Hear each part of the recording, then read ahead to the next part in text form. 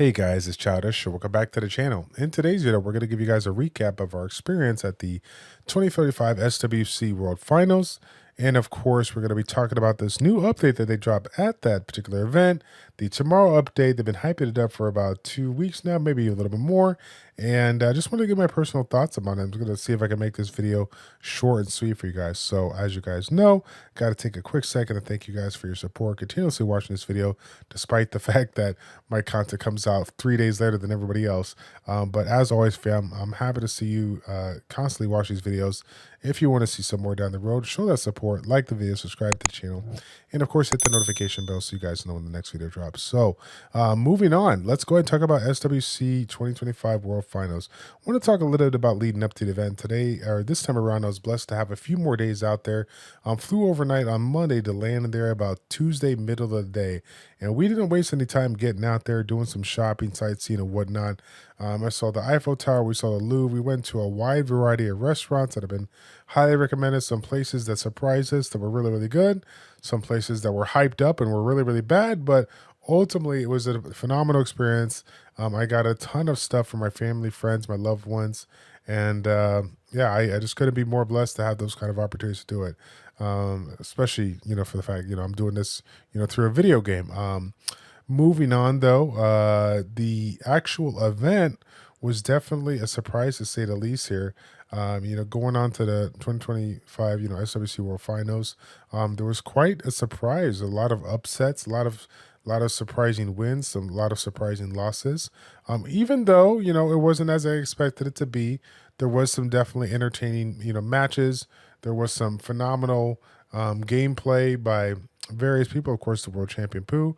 I did see some exciting drafts that I haven't seen in a while with some surprising units that we haven't seen in a while. Shouts out to Les one time who dusted off that driller to give us a little surprise really early in the match. So it was nice. I definitely enjoyed it. For those of you guys that are, really big RTA enthusiasts, while I appreciate the meta and what it is and what people do to, secure a win, so to speak, it was kind of refreshing to see that not everybody was trying to do the same thing over and over again. And I definitely was enjoying myself from start to finish. Again, I want to give a praise once again to Mr. Pooh. I had a chance to meet Pooh at the event. And oh my gosh, guys, you've never met a nicer guy. This guy was genuinely just an all-around cool human being, super supportive of everything us content creators do. Once we saw, we had people here spoke his language, let us know like who we are, what we do, what not. He was, showing a lot of respect with the bows and everything, as if I'm the man and I'm not the man. He's the man, right? So it was cool to meet really good people. Sometimes at these various games that you guys see, you see these people on camera and it look good. They look nice. It look like really cool guys. But then you meet them on the back and you're like, oh my god, this guy's a pain in the butt. This guy's a hole, for lack of a better word. Excuse me, but it's unfortunately that happens with games out there. But I'm blessed to say that we're involved in a community where again 99.9% of the population are generally great guys who have very passionate people that support the game, support the content creators, and are just really nice people in general. So really it feels good to be a part of a community where everybody's happy, everybody's positive, there's no toxicity, you know what I mean? So it's really, really cool. But yeah, anyways, guys, it was an amazing event. Obviously, Paris is an absolute dream to go again. I'm glad I had the opportunity to do it. And hopefully down the road, we'll get opportunities to, check out more events. Who knows where it's going to be held, in a year from now. I will say this, though. There was a lot of talking on the side, and I'll tell you what, if there was a place to do it, considering what we saw this year at America's Cup, I think Brazil would be a very cool place to have it there. I didn't get a chance to go out there this year for the America's Cup, but from what I heard, man, the community out there in Brazil, they are really strong. They will put up a fight when it comes to the Paris community and give you guys a run for your money. But yeah, man, it was a great experience. Had a good time for that. But anyways, moving on, let's go ahead and talk about the Sky Arena Tomorrow update. Again, something that's been hyped about for quite some time. talking about some of the changes and big impacts that they're going to be making to keep everybody entertained, enjoying the game, so on and so forth. So the first thing that they dropped with regards to the update is going to be the Amiria's Luck. For those that don't know, I believe this is the buff that is going to allow people for the first 500 energy in a day to have a little bit better rates when it comes to their actual drops here. You guys know when it comes to drops, even if you are at the highest level of the dungeon, you still get blue runes, you still get unknown scroll, you still just get a lot of crap that we don't really care about, right?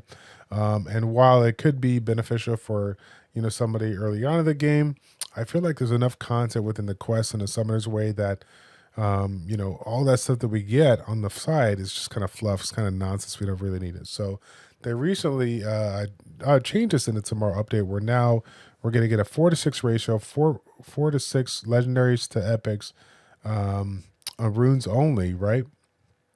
So we're really looking to get quite a nice rush of energy, right? Quite a nice rush of runes, so to speak. Of course, the quality of the rune is still going to be up in the air because it's RNG at the end of the day. It may not be good, but just the feeling that we're going to have a better chance to get some higher quality runes obviously feels really good. So it seems to be that just judging from this first thing that they decided to introduce, they're really looking for ways to really get the original group of beginner to intermediates engaged. They're looking to motivate them to, not feel bad for, not being able to farm all the time, take advantage of it. And you could tell like there's a lot of motivation on side for the new, to help keep these new players that are coming into the game, motivate them to continuously go on. So I'm pretty excited about that. Moving on here, Dimensional Hole had quite a bit of changes here. I think the energy got a little rework. We're going to be holding a little bit more. And so that's going to be interesting. I think that's obviously a good thing, right? Any opportunity to get some more farming in is going to be good. And when we think about what dimensional energy is, having some of the end game, runes out there that we need, obviously it's exciting for me to get it in. Next thing that they were talking about here, I believe, was the scout battles, which probably I would have to say is going to be like it's kind of like top 2 for me, if not number 1. Being able to farm AFK for, I think, what is it, up to 8 hours, a little bit of a change in that time, being able to do 200 runs, and then the energy is going to change in those to, I think it's going to go down to 3 energy per battle. So not only are you getting the opportunity to farm when you're offline for 8 hours, but you're also getting an opportunity to utilize your energy, but not use, as much, right? You guys can imagine during that time, the amount of energy that would be spent to do it. One could only imagine what, the people out there that have 25-second runs in these dungeons really spend every single day farming. It's nerve-wracking. It's demotivating to realize the true gap between pay-to-win players and free-to-play players when it comes to the actual farming, right? But something like this is definitely going to help out. And there are quite a handful of free-to-play players that I've seen that are active, in the farming of, 8 to 10 to 12 hours a day, really do well. They keep up. They have a good account. So this is, without a doubt, and obviously a big thing for that. And while I got to give them credit where credit is due, because normally their mindset is to do what they can to keep people in the game and engaged by the game, but they realize that they kind of have to just be at the understanding that not everybody can sit here and play all day like a whale could, or whatever the case may be. So the fact that they did make that change, I tell you right now, you could have. There's just no way on God's green earth I would have thought they would ever do anything like that, but for whoever decided to do that, make it something, hey, that's great. I'm glad that they did it. In addition to that, we got some new content as well. And we got a new dungeon. I believe we're going to get some new rewards here. From what I understand, I don't know if it's all going to come from this or it's going to come from some materials here, but we're going to get a chance to get some refinement stones, right? which is exciting to me because I do play a handful of games out there that do have this kind of refinement kind of content. If I recall correctly, I think Summoners War Chronicles was the first of its family to introduce the refinement aspect within the Summoners War ecosystem. So the fact that they brought this back for this is really, really good because ultimately they're allowing us to make the perfect rune. Now, all that kidding aside, we need to address the elephant in the room, which is a fair statement on both ends, and I understand why they're doing it. They need to find something to keep the game afloat. And without question, for the whales, for the people that spend the money in the game, refining all these runes that we work so hard to get will literally motivate these in-game players to get the best of the best runes, the highest quality stats. And, you know, if they offer packs on the road, they're going to buy them. Because, again, if they already have their perfect rune, whether they farmed it or through this event, they got them. Now they can finally, like, make some adjustments. It may not, you know, it may not be worth to go for, like, the quad roll, you know, every single time. Because I'm sure the resources to buy, you know, get these materials when it's going to be expensive. But like I said, the opportunity just to have a couple of changes to change it, knowing that your actual substats within the runes or artifacts, whatever, are not going to change. That to me is very very exciting because Lord knows we all have a good chunk of runes out there with the right substats, but just the wrong, you know, breakdown of how many, you know, rolls went into whatever. Even if it was not the perfect maxed out rolls, if I had some adjustments in rolls, you know, I would obviously be a very, very happy man. In addition to that, they made a couple of changes, I think, to the reward structure for the siege and the PvP and whatnot, which again, generally speaking, when they make this move in the game, it seems to be that it's always for the better. I've yet to see an update to specific reward systems in the PvP side that have gone from like decent to worse. You know what I mean? They normally do the right thing and provide more rewards and make it, you know, more easily obtainable.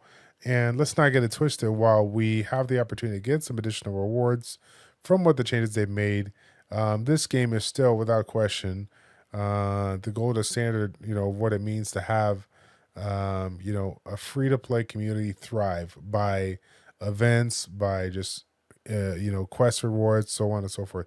There's a lot of stuff that you can obtain within this game already, and there's not a lot of games to match. So the fact that they understand it, they know that, and they're still doing this, that you could just tell like they're really, really trying hard to, you know, provide something that we actually want, right? How many times have you seen me behind this mic talking about, you know, giving comp to his grief about the fact that, you know, we always make the joke about, you know, they always say we're really, really look close into user opinion. We're really, you know, discussing user opinion. We're trying to get your feedback. And some people are just like, I don't think you do, because you still have the same units that are broken. You still have the same units that need buffs. You know, still a lot of things that change. And then you got other units out there that are getting, you know, 19, you know, updates over a year, right? It's crazy, but they are making the adjustments. They are seeing it through, and honestly, overall, I think this this dev update is going to be pretty promising. I don't know if it's going to bring, you know, a ton of people back, but I do feel like the people that are coming up in the game, beginner to mid lane, I think that if they are consistent with the tools that have been provided, I do think that they're going to be able to really get up there and catch up to some of us, because at the end of the day, you know, we got people out there that was farming, you know, 30 minutes, an hour or whatnot, and now they can take advantage of the new system that allows them to farm, you know, for 8 hours a day. And again, without, you know, throughout that 8 hours a day, being able to use that initial energy to farm, you know, higher quality runes, have more chances to get what you want. That's good, because we may not get the perfect rune, but now we had options to get more runes, and more runes with, you know, generic stats we're looking for. So, but yeah, man, that's gonna be it. Not really too much to add that you guys haven't heard already. Overall, the update looks good, but we'll just have to wait and see how things go. To kind of put it bluntly, I was surprised to see that there really wasn't too much changes when it comes to 2A stuff or whatnot. I understand that while you need to, excuse me, you need to figure out ways to generate money. You still got to finish what you started, which is of course following the path of 2A and creating awakened versions of units that we could take advantage of. And I feel like they should really work on that because it creates more diversity that makes the game refreshing, makes the game more enjoyable. While we understand of what we've preached about keeping, your best units in the best rooms and mix it up, being able to have this option now is gonna allow us to do some extra stuff here. So, but yeah, guys, that's gonna be it for the video.